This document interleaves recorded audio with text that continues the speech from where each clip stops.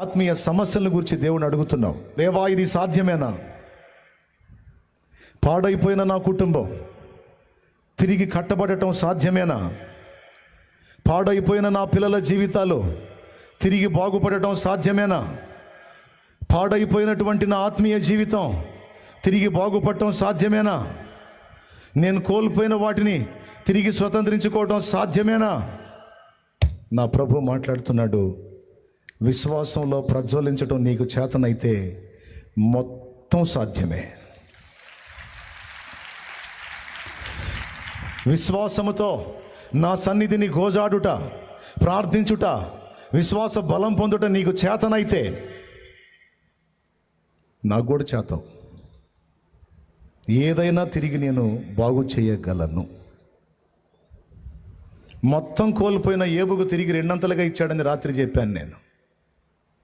మొత్తం కోల్పోయాడు. ఆస్తులు పోయినాయి, అంతస్తులు పోయినాయి, ఆరోగ్యం పోయింది, పిల్లలు పోయారు, మొత్తం కోల్పోయాడు. అన్నీ కోల్పోయాడు. కానీ నా దేవుడు తిరిగి నాకు మరలా నూతన స్థితి దయచేయగలడన్న విశ్వాసాన్ని మాత్రం పోనీలా. ఏబు కోల్పోయిన మొత్తం కోల్పోయాడు. కానీ అన్నిటినీ తిరిగి నా దేవుడు దయచేయగలడో, నా పరిస్థితి మారిద్ది, నా బిడ్డల పరిస్థితి మారిద్ది, టోటల్గా నేను ఎదుర్కొంటున్న వాటన్నిటి నుంచి విడుదల పొందగలను. ఎందుకంటే నా దేవుడు నాకు తోడై ఉన్నాడు, ఆయన చేస్తాడో అని విశ్వసించడం నీ చేతనైతే, ఆయన్ని గోజాడటం నీకు చేతనైతే, ఇక కొద్ది రోజుల్లోనే నా దేవుని కార్యాన్ని కళ్ళారా చూడకపోతే అప్పుడు అడుగు. ఒకటి